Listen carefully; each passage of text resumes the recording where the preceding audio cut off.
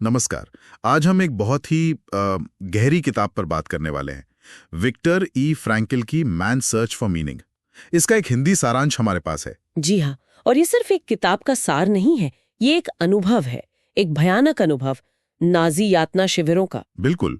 और उसी अंधेरे में फ्रैंकल ने ना सिर्फ जीने का मतलब ढूंढा, बल्कि दूसरों को भी सिखाया। तो आज हम यही समझने की कोशिश करेंगे कि कैसे उन्होंने वो सब सहा और कैसे लोगोथेरेपी का जन्म हुआ। और उनकी वो एक बात जो शायद पूरी चर्चा का सार है। हाँ, कि किसी इंसान से सब कुछ छीना जा सकता है, सिवाय एक चीज के, किसी भी परिस्थिति में अपना रवैया, अपना नजरिया चुनने की आजादी। कमाल की बात है ये। तो कहानी शुरू होती है फ्रैंकल की गिरफ्तारी से। वो वियना में एक जाने माने डॉक्टर थे। हाँ, न्यूरोलॉजिस्ट और साइकियाट्रिस्ट। और फिर उन्हें सिर्फ यहूदी होने की वजह से कॉन्सेंट्रेशन कैंप भेज दिया गया, ऑश्विट्ज। परिवार से अलग कर दिया गया, सब कुछ पीछे छूट गया। वो पहला झटका कि सब खत्म, अब क्या बचा है, ये सोचना भी मुश्किल है। और उन कैंपों में जो उन्होंने देखा, जो इंसानी मन पर बीतती है, भूख, कड़ाके की ठंड, बेइज्जती, हर पल मौत का डर। सही। तो फ्रैंकल ने ये गौर किया कि कुछ लोग तो बिल्कुल टूट गए, हिम्मत हार गए, पर कुछ थे जो अंदर से मजबूत रहे। हाँ, ये फर्क क्यों था? फर्क था जीने की कोई वजह। मतलब जिनके पास भविष्य का कोई सपना था, या किसी अपने की याद थी, या कोई अधूरा काम पूरा करने की इच्छा थी, वो टिके रहे। अच्छा। जिनके पास जीने का कोई क्यों नहीं था ना, वो कैसे वाली मुश्किलें झेल नहीं पाए। ये बहुत पावरफुल आइडिया है। और यहीं से वो बात आती है उनकी आंतरिक स्वतंत्रता वाली। हाँ बिल्कुल, कि बाहर के हालात आपके काबू में नहीं है, बिल्कुल भी नहीं, लेकिन आप उन पर रिएक्ट कैसे करते हैं, ये चुनाव आपका है, हमेशा। सही। उन्होंने तो ये भी किया कि वो मन ही मन अपने मरीजों का इलाज करने की कल्पना करते थे, अपनी थ्योरीज पर काम करते थे, एक तरह का मानसिक बचाव। और अब विश्वसनीय, उस माहौल में भी दिमाग को इस तरह एक्टिव रखना। जैसा उन्होंने कहा, सब छीन लो, पर ये एक चीज नहीं छीन सकते कि तुम हालात का सामना कैसे करते हो। और मौत को इतने करीब से देखने का एक नतीजा ये भी हुआ कि जिंदगी का मतलब और गहरा हो गया। उनकी वो लाइन है ना, हाँ, जिसे जीने का क्यों पता हो, वो लगभग हर कैसे सह सकता है। ये अर्थ या मायने ही थे जो इंसान को जानवर बनने से रोक रहे थे वहां। तो ये सिर्फ एक भयानक याद नहीं रही उनके लिए। नहीं, बिल्कुल नहीं। यही अनुभव उनकी थेरेपी की बुनियाद बना, लोगोथेरेपी। तो ये लोगोथेरेपी है क्या असल में? लोगोथेरेपी का जो मूल विचार है वो ये कि इंसान की सबसे गहरी जरूरत खुशी या ताकत नहीं, बल्कि अपनी जिंदगी में एक अर्थ, एक मीनिंग ढूंढना है। पहला, कुछ बनाकर, कोई काम करके, दुनिया में योगदान देकर, जैसे अपना काम, कोई क्रिएटिविटी। बिल्कुल।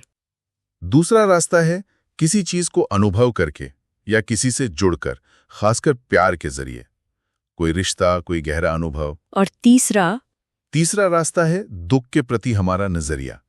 जब कोई तकलीफ ऐसी हो जिसे टाला नहीं जा सकता, तो उसे हिम्मत और गरिमा से सहना।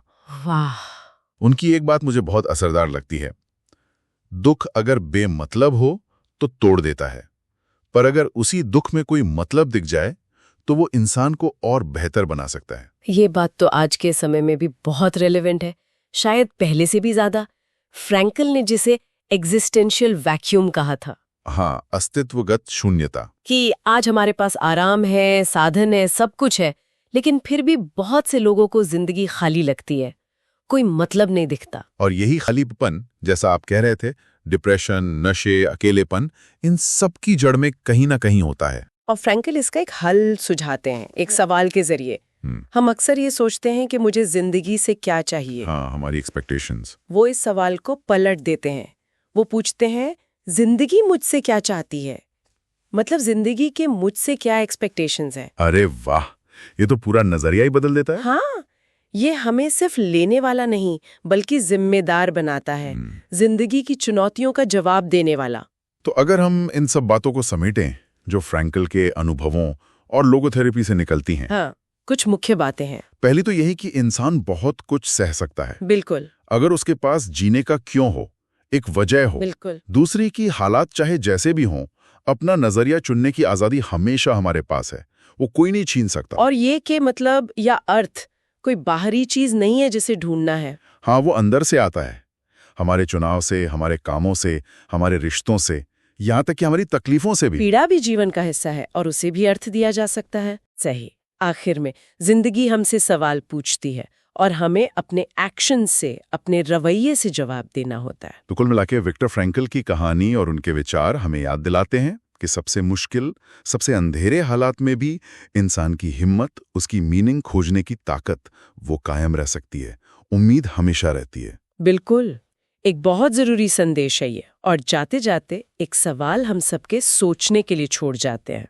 अगर ये सच है कि जीवन का अर्थ काम में, अनुभव में या दुख को गरिमा से सहने में मिल सकता है, तो क्या हम अपनी जिंदगी की किसी मौजूदा मुश्किल को सिर्फ एक प्रॉब्लम की तरह देखने के बजाय उसे एक मौके की तरह देख सकते हैं? हाँ, मतलब खोजने का एक जरिया, भले ही वो दर्दनाक क्यों ना हो, इस पर सोचने की जरूरत।